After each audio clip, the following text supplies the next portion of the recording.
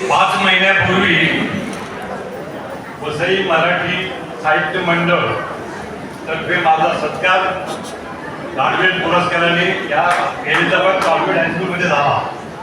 5 महिन्यात पुन्हा इकडे माझा परत तिथं सत्कार होतोय याचा मला फार आनंद आहे.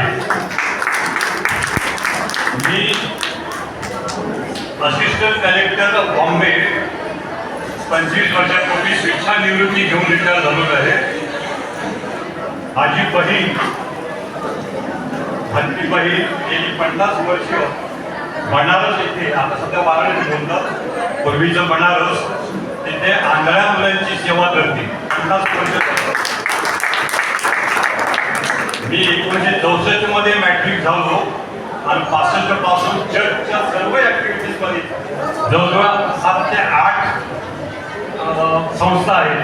त्याच्यामध्ये सिनियर कॉलेज पण आमचं आहे, तिथे सुद्धा मी कार्यरत आहे. आता नुकताच थोड्या वेळापूर्वी तिथे एक सत्कार झाला. त्याच्यामध्ये रिचर्ड रॉड्रिग्स म्हणजे बंधू, त्यांना पोलिओ झाला आणि आम्ही पुष्कळ उपाय केले, परंतु शेवटी त्या काही पायावर प्रॉब्लेम आला. शेवटी त्याचं भवितव्य काय, तर मी महानगरपालिकेत असताना माझ्या ओळखीवरती 44 लोकांना कामाला लावलं. त्यापैकी 3 अपंग त्याला कामाला मी लावलं. माझ्या भावाची जाऊ शकलो नाही. मग त्यासाठी काय करायचं, पुष्कळ त्यावेळेला टेलिफोन बूथ अमुक सगळं होतं आणि आमच्या डोळ्यापुढे मग कॅथलिक बँक आली. त्या कॅथलिक बँकेमध्ये मी 4 वेळा गेलो. 5व्या वेळेला फादर मिल्टन सहित गेलो, तरी सुद्धा तो विषय काही अजेंडावर येईल ना. आणि मग बिंदू नामावलीमध्ये त्याच्यामध्ये काही प्रॉब्लेम असतात, ते RBIचं सँक्शन मंजूर केलं. तर मनवेल तुस्कानो त्यावेळेला डायरेक्टर होते, त्यांना बोललो आणि त्यावेळेला तो विषय मॅनेजिंग कमिटीच्या बोर्ड ऑफ डायरेक्टरच्या मीटिंगमध्ये आला, मंजूर झालं. आणि त्या ठिकाणी 3 ऐवजी 15 लोकांना, अपंग लोकांना, फादर मायकलजी आणि इंडिया मॅडम करतो. पण त्यांच्या अगोदर माझी बहीण होती. माझी बहीण आदळेची सेवा करते, त्यामुळे मला त्या लोकांबद्दल फार तुझ्यापासून आपुलकी आणि मदत आहे. माझ्या बहिणी जे काही मला करता आलं मदत मी करत आहे. गेल्या 65 वर्षापासून जे मला आहे ते मला करतो.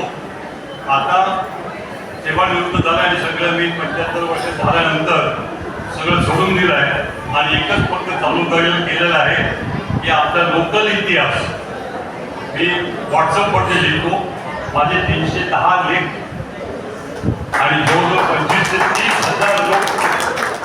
30 हजार लोक वाचतात. तर ते अजून चालू आहे आणि त्यामुळे मी आता सगळीकडे पेडिग्री आहे. मी माझे आजपर्यंत गेल्या 60 वर्षामध्ये मोठ्या ठिकाणी मी कार्यक्रमाला गेलेलो आहे, पण आजचा कार्यक्रम मला फार भावला.